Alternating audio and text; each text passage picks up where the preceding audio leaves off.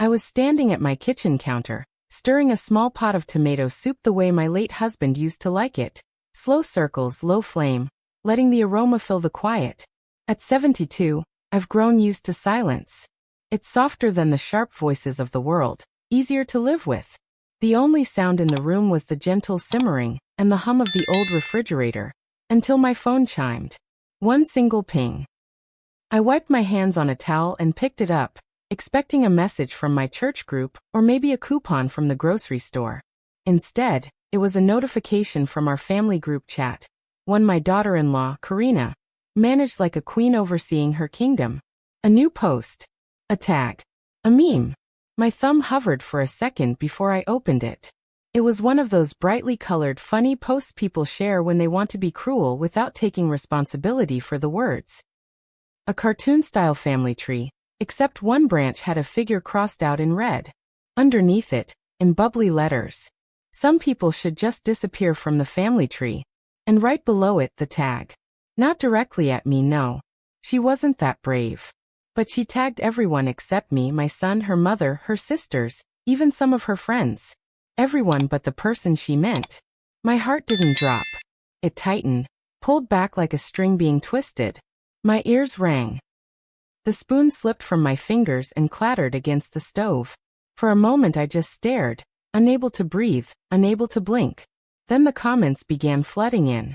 "I know exactly who you mean. Same girl. She's probably too old to even see this." Laughing emojis moved across the screen like confetti at a parade celebrating my removal. It's strange how humiliation can hit you at this age. You'd think after a lifetime of storms, one online jab wouldn't shatter you. But it wasn't just a joke. It was a declaration. A public erasure. A digital burial wrapped in glitter. My hands trembled, but not from anger. From sadness. From the disbelief that someone I welcomed into my family, someone I supported, someone I made room for, would announce to the world that she wished I didn't exist in her version of it. For a moment I considered fighting back, typing something sharp, something fiery. But I've lived long enough to know that fire only makes fools dance harder. So instead, I breathed in. Slow.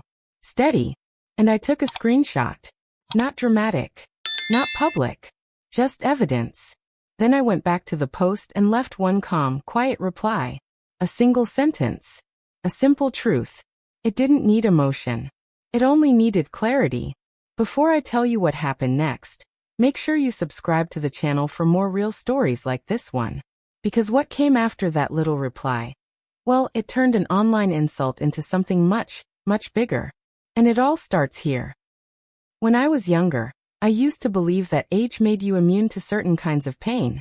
That after burying a husband, raising a child alone, and surviving the kind of loneliness that presses against your ribs at night, a petty insult would barely graze the heart. But pain doesn't age-proof you. If anything, it sharpens with time. After I left that single sentence under Karina's cruel meme, I stood in my quiet kitchen and felt every year of my life settle onto my shoulders. The soup was still simmering, but I no longer had the appetite for it. Instead, I leaned against the counter and let my eyes wander across the room that had been my sanctuary for nearly 40 years. A room filled with memories of the man who once held me gently, the son I raised with everything I had, and the life I built brick by brick. But none of those memories softened what had just happened. Because this wasn't the first time Karina had taken aim at me. Not even close. For years, I'd been telling myself that I should be patient. That young women often needed time to understand the weight of family. I told myself that I shouldn't interfere in my son's marriage, that being the easy mother-in-law meant smiling through the small cuts, staying quiet when it stung, letting things slide so nothing fractured. But silence has a way of turning into habit. And habit becomes permission. The truth is, the disrespect started long before the meme. I remember the first subtle jab, barely 2 months after she married my son. I had brought over a casserole, something I'd been making since before he could walk. A dish Henry always said tasted like home. Karina took one look at it, forced a laugh and said, "Oh, Evelyn, I guess some people never evolve beyond the 80s. I laughed with her. What else was I supposed to do? But that night, I cried in the shower where no one could see. Then there was the time she rearranged my living room furniture. Not hers, mine. I had stopped by my own home to drop off a bag of fresh herbs from my garden. And when I walked in, the entire room looked unfamiliar. When I asked her why she moved everything, she waved her hand like she was brushing off dust. The space just felt too old, she said. I thought I'd help you modernize. I didn't argue. I simply moved the chair back where it belonged. That was the day she started calling me sentimental. The same way others might say foolish. And then there were the losses, the ones that nearly broke me. One afternoon, while cleaning the garage, she tossed out a box she assumed was junk. Except it wasn't. Inside that box were my wedding veil, the dried rose Henry gave me on our first anniversary, and a small stack of letters he wrote while he was deployed overseas, the ones I used to read when I missed him so much it hurt to breathe. She found me standing in the garage holding the empty box, my fingers shaking as if the cold air had seeped into my bones. "Oh, were those yours?" she said, sipping her soda. "I thought it was just clutter." Clutter. 40 years of my life reduced to trash. I forgave her then, or at least pretended to. What else could I do? My son loved her. And I loved my son. That's the part people forget about older women. We bend until we crack because of love. Because we don't want to be the reason our children struggle. Because we know the world already labels us as fragile, dramatic, difficult. Because we've lived through enough storms to know that peace, any peace, is precious. But the truth is, Karina never wanted peace. She wanted power. Every comment she made about my age, every joke about old people forgetting things, every time she introduced me to her friends as Aaron's mom who lives alone and enjoys her little crafts. It was all a quiet way of shrinking me, making me small, making me irrelevant. I kept swallowing it, year after year, until the day she turned it public. Seeing that meme, seeing my supposed erasure celebrated with laughing emojis, did something to me that none of her earlier insults had managed. It woke up a part of me I had let sleep for too long. It wasn't bitterness. It wasn't rage. It was clarity. I saw, in one sharp moment, that all my patience had been mistaken for weakness. That she had grown confident enough to humiliate me openly, because I had given her no reason to fear consequences. I stared at the screen and whispered to myself, "Enough." Maybe it was Henry's voice in my memory, reminding me of the strength he always said I had. Maybe it was my son's absence in standing up for me. Maybe it was simply the realization that I was 72 years old, and done being erased. Whatever it was, something inside me shifted. I dried my hands, closed the soup pot, and walked to the drawer where I kept my documents. Papers I hadn't touched in years but never threw away. Because older women don't forget everything. Some things we remember exactly when we need to. I opened the folder slowly, my fingers brushing over the old manila edges. Deeds. Receipts. Bank statements. Tax records. Renovation bills. Every piece of paper tied to the house Karina walked through like a queen. And in that moment, I no longer felt small. I felt steady. Rooted. A tree she couldn't remove with a meme. So while the internet laughed at her little joke, I prepared myself for something larger. A truth she had spent years ignoring. And this time, I wasn't going to be silent. Now, let me tell you what those documents meant, and why they changed everything. I carried the folder to the dining table. My old oak table, the one Henry refinished by hand the year Aaron was born. Its surface was worn smooth from decades of meals, conversations, and quiet moments. Tonight, it would hold something different. The truth Karina had spent years pretending didn't exist. I sat down slowly, the house around me humming with that familiar evening stillness. My hands didn't shake anymore. If anything, they felt steadier than they had in months. I opened the folder and began laying out each document like pieces of a long, quiet puzzle. There it was. The original deed to the house. My name, only my name, typed neatly across the top. A date from nearly 30 years ago. A time when Henry and I were younger, dreaming. A time when family still felt like something unbreakable. Beside it, I placed the mortgage records. Every statement from the past 12 years. Every payment I had made after Henry passed. When Aaron was still in college, drowning in student debt, And Karina wasn't even in the picture yet. I remembered the day Aaron asked if he and Karina could move in. They were young, newly married, struggling to afford their own place. Their apartment had mold creeping up the bathroom walls, and the landlord didn't care. When Aaron told me they were thinking of taking out a high-interest loan, I made the offer without hesitation. Move into the house, I told him. You'll be safe here. You'll have space. I'll handle the big things. You take care of the small ones. It was meant to be temporary. A stepping stone. I made it clear, gentle but firm, that the deed would remain in my name until they were stable enough to buy it properly. They thanked me. They promised they understood. And for a while they acted like they did. But somewhere along the way, the story changed.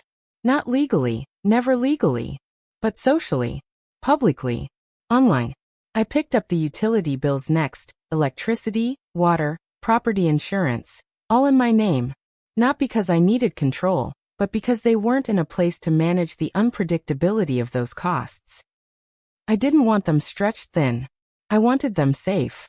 Karina, however, embraced the house like a trophy. She hosted parties and announced with a proud laugh, "Our first home." She filmed decor videos where she referred to the living room as, "my favorite part of the house we finally earned." She spoke to neighbors about renovation plans they were considering, plans I paid for. She even told one of her online followers that Aaron had bought the house from me, choosing a fictional closing date that aligned with some Instagram aesthetic. People believed her because I never corrected them. Not once. I didn't think I needed to. I assumed the truth was solid enough to stand unspoken. But when someone repeats a lie long enough, people start mistaking it for fact. And when that someone craves admiration the way Karina does, she'll rewrite any reality to make herself look bigger. I took out the tax statements next. Thick envelopes stamped with government seals. Each one addressed to me, Evelyn M. Carter, the rightful owner. I remembered paying them year after year, even when my joints hurt too much to walk to the mailbox. I never asked Aaron or Karina for help with them. I never asked them for a dime. I didn't give them a house. I gave them stability. I gave them breathing room. I gave them a home where they could start a family without fear. And in return, Karina made me invisible. I stared at the spread of paperwork across the table. Years of sacrifice. Years of quiet generosity. Years of being pushed aside in my own home. All documented. All dated. All undeniable. This wasn't about vengeance. This was about truth. About protecting my name. The one Karina tried to erase with a meme and a smirk. I reached for my phone and opened the screenshot of her post again. That cartoon tree. That crossed-out figure. That row of laughing emojis. For a moment, the humiliation washed over me again. But then I looked at the documents around me, and the feeling shifted. Humiliation turned to resolve. Sadness turned to clarity. She could mock me online, but she couldn't rewrite ink. She couldn't delete deeds or erase signatures or fabricate state records. She couldn't outlie paper. I gathered the documents back into the folder, carefully, neatly. A weapon made of truth instead of anger. And as I slid the folder closed, I understood something. Karina thought she held power because she controlled the story. But stories without facts are just noise. And noise always fades. I, on the other hand, had something that couldn't fade. I had the receipts. And I knew it was time to let the world see them. That was the night everything shifted. And when the internet first began to pay attention. The next morning, the house felt unusually still, as if even the walls were waiting to see what I'd do. The meme Karina posted had already collected over 100 reactions overnight.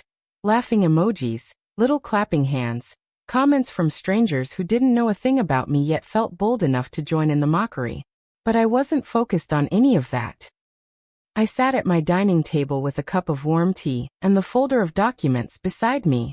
My hands remained steady as I opened the family group chat and looked again at the cruel meme. It was still there, sitting like a stain on the screen. People were still reacting to it. The internet thrives on moments like these, when cruelty is disguised as humor and validation comes with a tap of the thumb. And Karina had become an expert at making cruelty look charming. But that morning, instead of stewing in humiliation, I felt something different. Calm. Cold. Certain. I clicked on the comment box beneath her meme and typed a single sentence. No anger, no theatrics, no long-winded explanations. Just fact. For clarity, the home you're standing in belongs to me. Then attached beneath it, I placed a cropped photo of the deed. Only the top portion, only my name, nothing more. No humiliation. No dragging. Just the truth. And then I put my phone down. I didn't refresh the screen. I didn't sit there waiting. Instead, I finished my tea, watered my plants, and let the world react however it wanted to. It didn't take long. Within 15 minutes, the flood of laughing reactions on her meme slowed, then stopped entirely. The comments froze as though someone had hit pause. Then the new ones trickled in, hesitant, confused, curious. Wait, what? Is this true? I thought they owned the place? Did Aaron buy the house from you? Hold on, I'm lost. Karina's curated audience suddenly didn't know which side to clap for. And Karina noticed. She replied under my comment with a set of emojis, trying to brush it off. Oh, Evelyn, you're so silly. But no one laughed. Another comment appeared. Why would she joke about something like this? And then another. Is this like a shared ownership thing or? Karina's responses became shorter, then sharper, then non-existent. Silence from her was more revealing than anything she could have said. Meanwhile, my notifications lit up. A few of my church friends messaged privately asking if everything was okay. One neighbor commented publicly, I always thought the house was in your name, Evelyn. Didn't you build the garden before they moved in?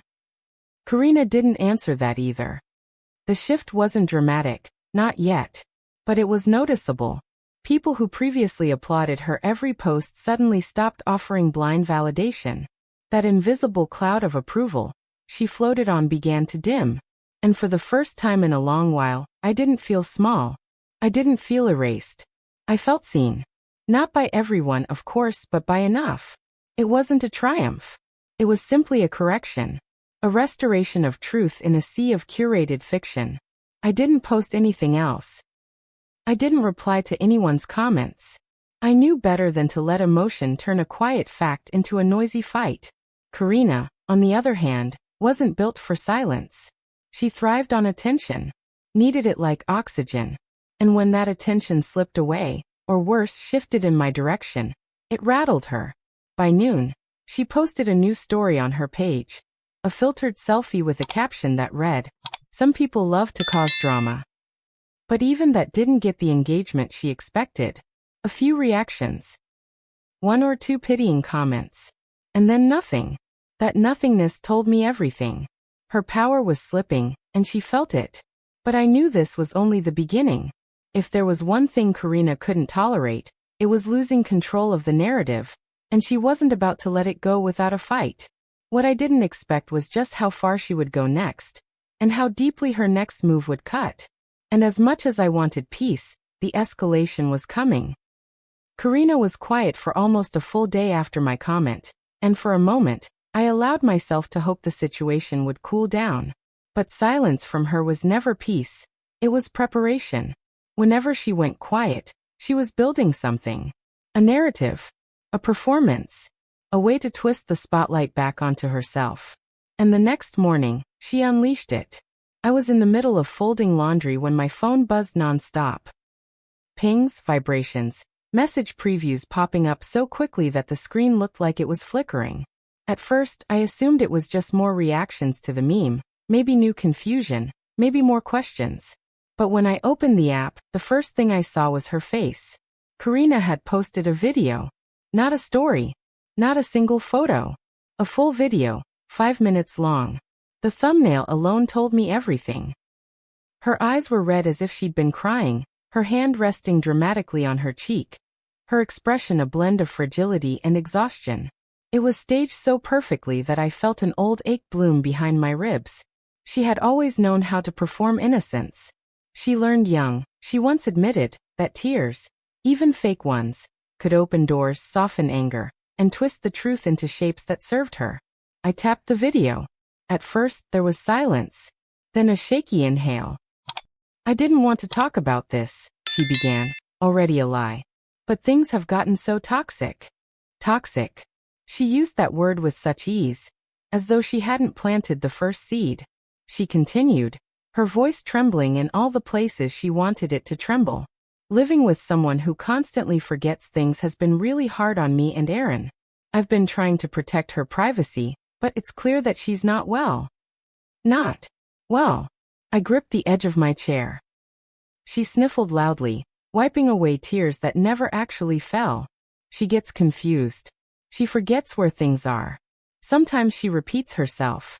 I know she doesn't mean harm, but I wish people understood how emotionally draining it is to deal with memory issues every day. Memory issues?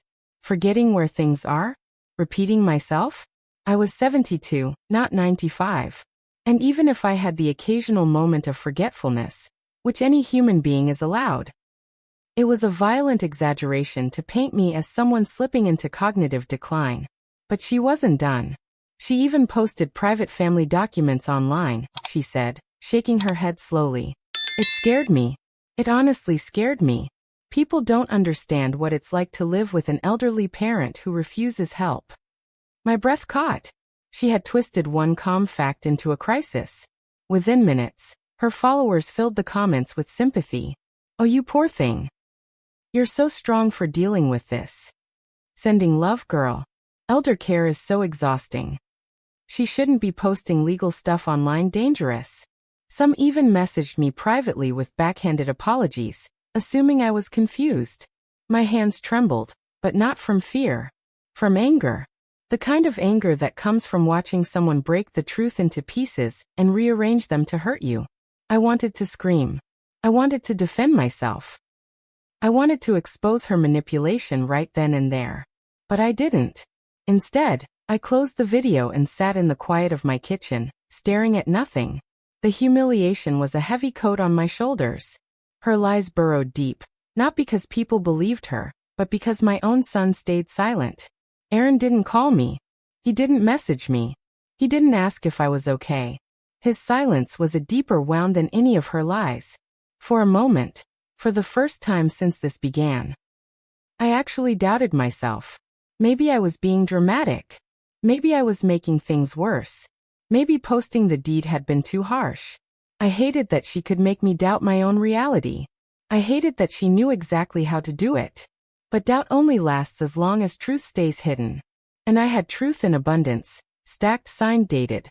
That was the moment I realized this wouldn't end with emotions or explanations. Karina had declared war using perception, sympathy, and manipulation. I would respond with something she couldn't distort. Proof. Absolute, indisputable proof. And once it was revealed, the world would see her clearly, maybe for the first time ever. The real turning point was coming. Karina's video spread faster than I expected.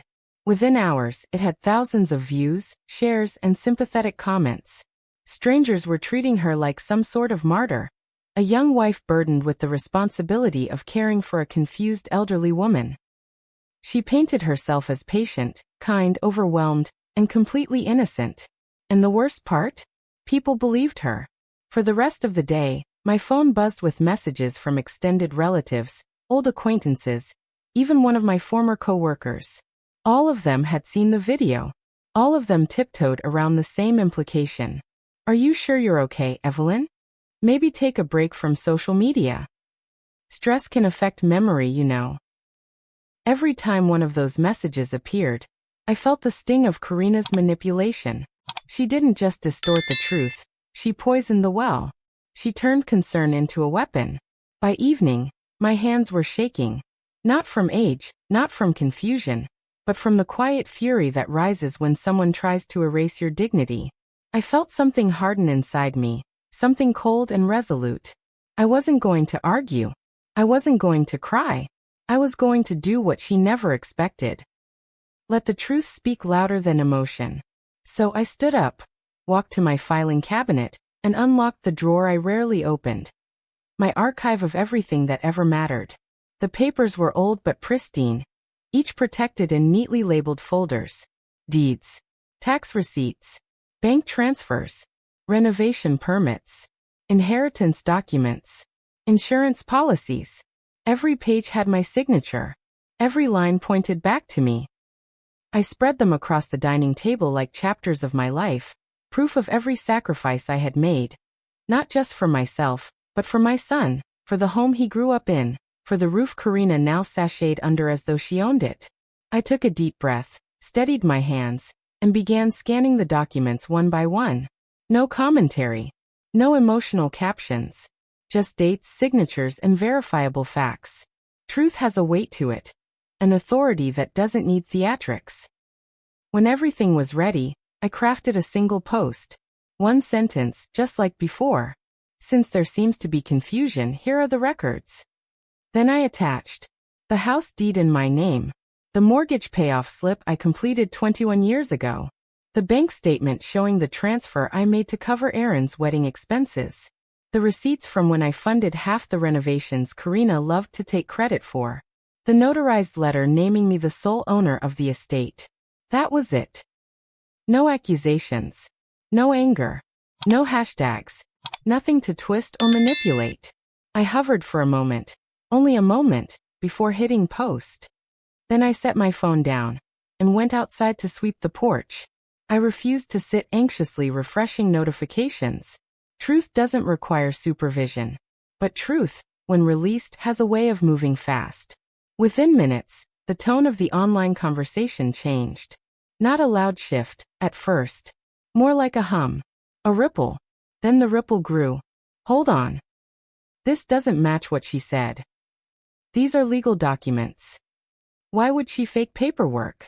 Her daughter-in-law said she was confused, but everything here seems organized.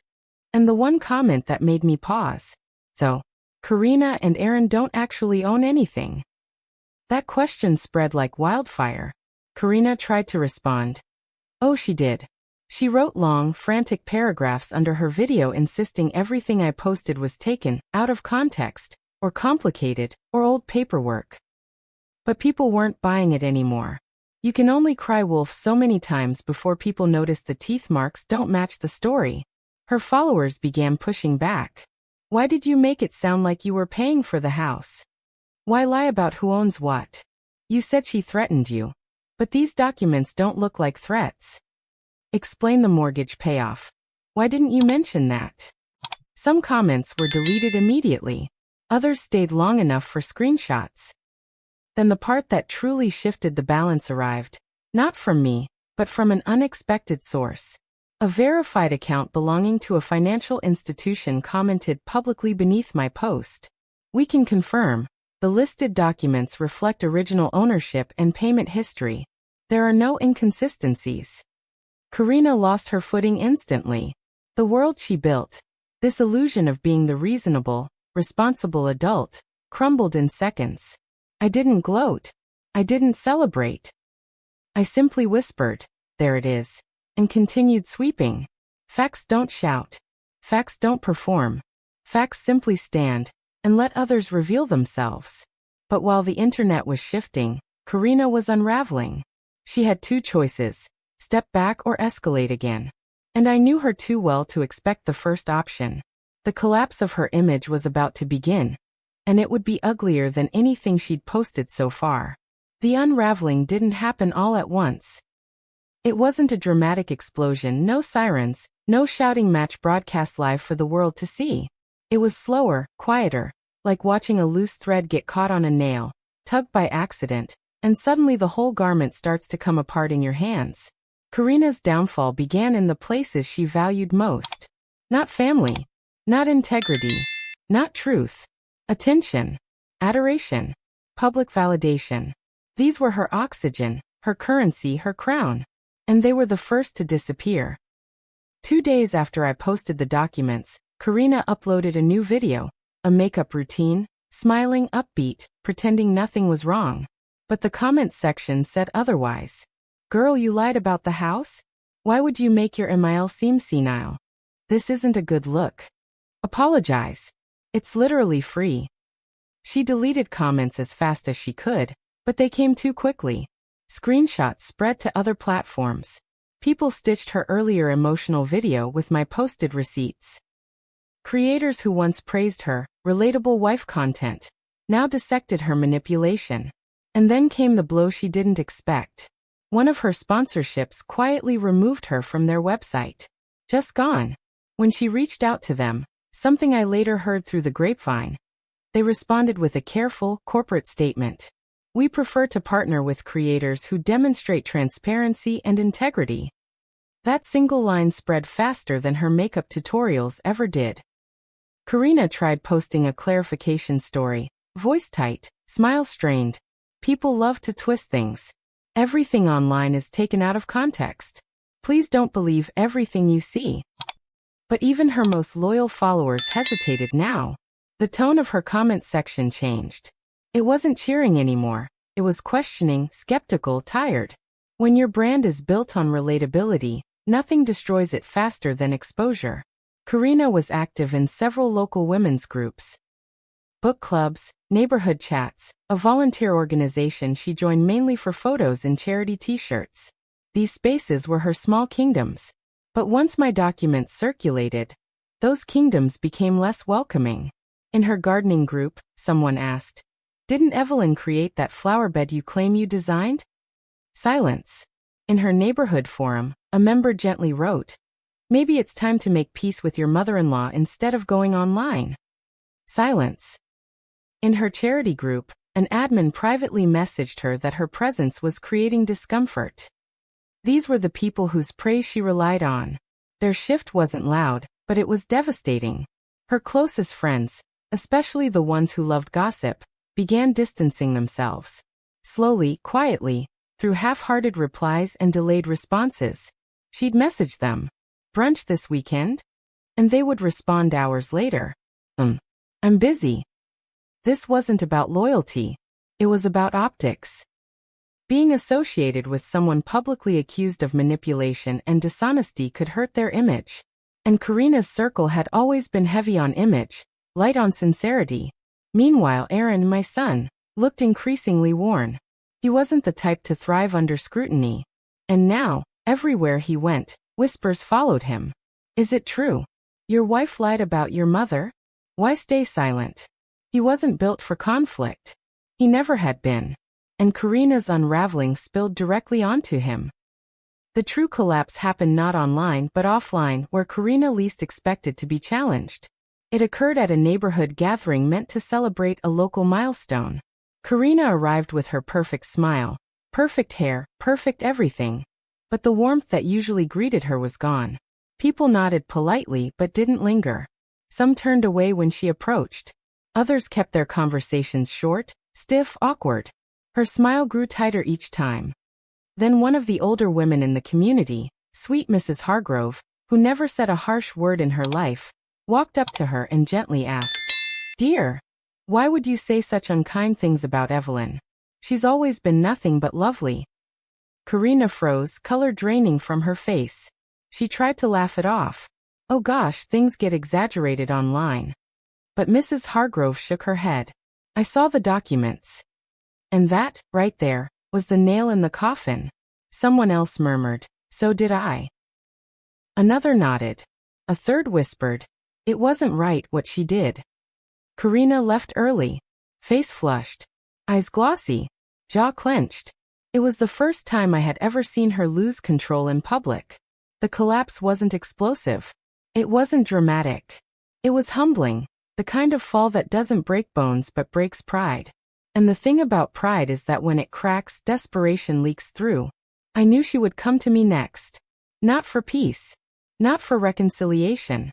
But to reclaim control. And she would bring anger.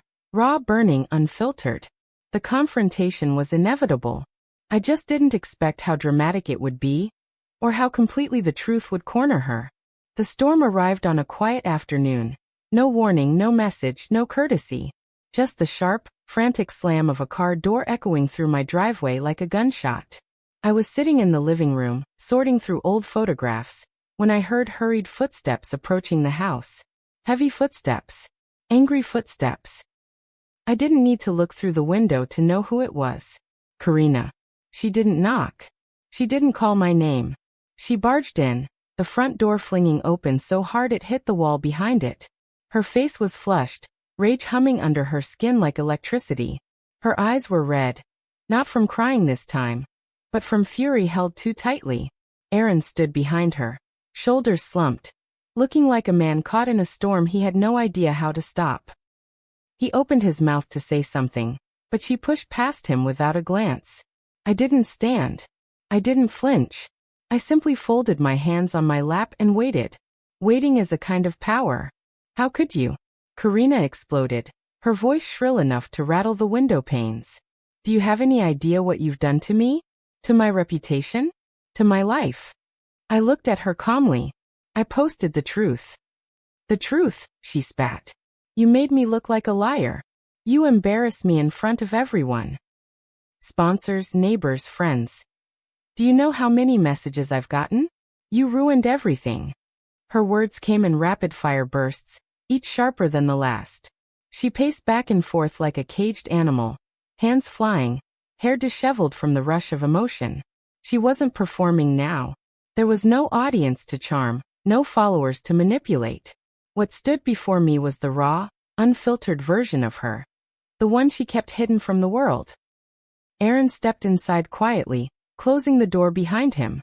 Karina, please, maybe we should all just sit down and... Don't you dare tell me to calm down, Aaron, she snapped, whirling on him. Your mother publicly humiliated me. My mother, he repeated quietly. There was something fragile in his voice, something cracking. Karina ignored him and turned back to me. You posted old paperwork, she said, voice trembling with indignation. Out of context. Misleading. You made people think I'm some kind of gold digger. You made everyone turn on me. I didn't make anyone do anything, I replied softly. People formed their own conclusions. Because you manipulated them, she shouted. This time I stood.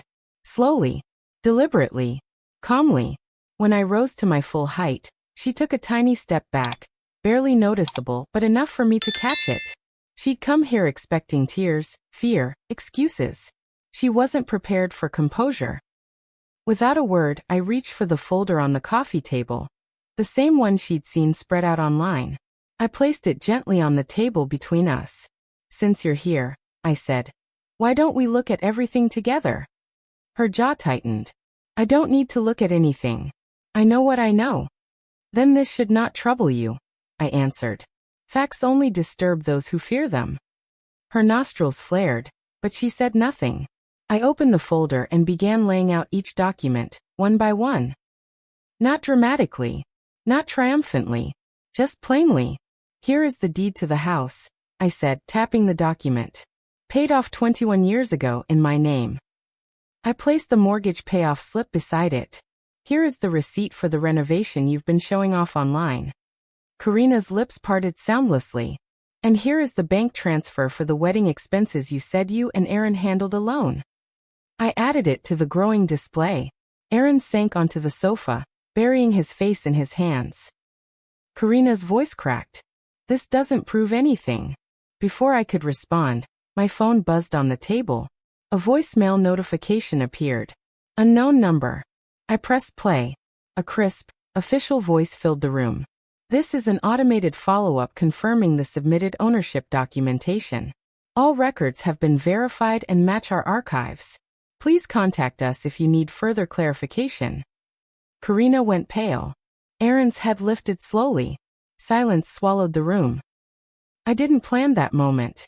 I didn't orchestrate it. Life simply has a way of delivering truth exactly when it's needed. Karina's breathing turned shallow. You think that just because you're old, you can ruin my life with some stupid papers? I met her gaze, steady and unblinking. You tried to erase me, I said quietly. But you built your life on things I created. Every step you take in this house is on floors I paid for. Every wall here was built with my sacrifice. I'm not ruining your life, Karina. I am simply putting the truth back where it belongs. Her mouth opened, closed, opened again. No sound came out. Aaron stood up, voice soft but firm. Karina, enough. She spun to him in desperation. Are you taking her side? I'm taking the side of what's real, he said. Hearing him say it broke something in her. Her shoulders crumpled. Her face twisted not with remorse, but with defeat. She turned toward the door, hands trembling, eyes glossy with angry tears. "This isn't over," she whispered. But it was. She just didn't know it yet. Aaron lingered, eyes full of apology he didn't know how to voice. "Mom, I'll come back later. I just need to think." I nodded. He left quietly. And for the first time in weeks, the house felt still. Not heavy. Not sad. Just still, with a kind of peace that follows truth after a long, exhausting battle. The confrontation was over. The truth stood. And Karina, for all her noise, had nothing left to throw. The house felt different after they left, lighter somehow, as though someone had opened a window and let stale air escape. I stood in the center of my living room, staring at the folder still resting on the coffee table. The papers inside hadn't changed. The truth hadn't changed. But I had. For the first time in a very long while, I felt the full weight of my own authority. Not the loud kind, not the domineering kind, but the quiet, steady authority that comes from having lived, endured, and built something real. I sat down slowly, smoothing my palms over my knees, letting silence settle around me like a warm shawl. Every echo of the confrontation still lingered. Karina's raised voice, Aaron's quiet shame, the voicemail's cold clarity. But none of those sounds shook me anymore. The storm had passed. And storms once gone leave the air clean. Days passed without a word from her. She didn't post new videos. She didn't comment on anything. Her profiles went from constant activity to eerie stillness. And people noticed. The internet, once eager to defend her, grew quiet too. Confusion giving way to reflection. Some of her former supporters issued public apologies. Others deleted their earlier comments. A few even sent me private messages saying, "I'm sorry. I judged too quickly. I didn't know the full story. You deserved better." I didn't reply to most. I didn't need to. This wasn't about vindication. It wasn't about winning. It was about reclaiming the truth she tried to twist. On the third evening, just as the sun dipped low and painted my kitchen golden, I heard a soft knock at the front door. Aaron. He didn't look angry. He didn't look defensive. He looked tired. He sat at the table and let out a long breath. "Mom," he whispered. "I'm sorry. I didn't interrupt." For once, he needed to be the one to talk. "I didn't know how bad things had gotten," he continued. "Karina always made it sound like you were difficult, forgetful, stubborn. She kept telling me she was the one keeping the peace. I didn't realize she was the one causing the storms." His voice cracked at the end. I reached across the table and placed my hand over his. "You're my son, not my judge." He closed his eyes, shoulders slumping in relief. Then softly he asked the question I'd been waiting for, and dreading. Can she come back from this?" I didn't lie. I didn't soften the truth. "She can't," I said. "But only if she chooses honesty. And humility. And kindness." He swallowed hard. The truth was, Karina didn't need my forgiveness to regain her dignity. She needed to confront her own reflection, without filters, without applause, without excuses. Whether she would do that was entirely up to her. Aaron nodded slowly, understanding more in silence than he ever had in conversation. Before he left, I held his hand a little longer than usual. "Whatever happens," I told him, "remember that peace doesn't come from choosing sides. It comes from choosing truth." He hugged me, really hugged me. And for the first time in years, I felt my son. Not as a distant adult, but as the boy who once ran to me when storms scared him. Later that night, just before bed, my phone buzzed. A message from Karina. Not long. Not emotional. Not defensive. Just 5 words. "I need time to think." No apology. But no accusation either. For someone like her, that small admission was monumental. I typed a simple reply. "Take the time you need." And that was that. In the quiet that followed, I walked through my home with gentle steps. Every corner, every chair, every framed memory. This house held my life, my sacrifices, my love, everything Karina tried to paint as irrelevant. But nothing about me was irrelevant. Nothing about my life was disposable. Nothing about my presence was burdensome. I stood tall not because I sought victory, but because truth does not bow. Before going to sleep, I looked at the folder once more. I didn't need it anymore. It had already served its purpose. So I tucked it back into the drawer and closed it with a soft click. This wasn't a story of revenge. It wasn't about putting her in her place. It was about putting everything back where it belonged. My identity, my dignity, my truth. And none of it had ever been hers to manipulate. I sat at my kitchen table with a cup of tea, the moonlight spilling softly across the floorboards. No noise, no conflict, just the gentle hum of a life restored. This was never hers to claim. I whispered to the empty room, the words settling comfortably into the air. My battles were fought. My boundaries stood firm. My peace was mine again. The house was quiet the next morning, peaceful in a way it hadn't been for weeks. Sunlight filtered through the curtains, laying soft stripes across the kitchen table. I sat there with a warm cup of tea between my hands, feeling the stillness settle into my bones. For the first time in a long while, the silence didn't feel heavy. It felt earned, owned, mine. I glanced toward the drawer where the folder rested, closed, tucked away, no longer needed. I didn't need evidence to validate who I was. I didn't need the internet's approval, nor strangers' opinions, nor the noise of someone else's insecurity. All I needed was exactly what surrounded me now. A home built by my own hands. A life shaped by sacrifice. A truth that stood firm no matter who tried to twist it. I rose from the table, walked to the living room, and paused in the doorway. The late morning light illuminated the space gently. My armchair, my books, the framed photographs lining the shelf. A lifetime of memories, all still standing. All undeniably mine. A small, quiet smile touched my lips. This was never hers to claim. I whispered one last time. Not bitterly, not sharply, but with a soft certainty that came from finally reclaiming my voice. Karina might heal. She might not. Aaron would find his clarity in time. Life would continue in whatever shape it chose next. But for now, the only thing that mattered was the peace settling around me like a warm shawl. And as for the rest of this story, well, you've walked through it with me. If you've stayed this far, if you've felt the hurt, the shock, the strength, the quiet triumph, then let me leave you with one final thing. If you enjoy true stories like this one, told from the heart, shaped by real experience, please make sure to subscribe to the channel. Your support helps bring more stories to life.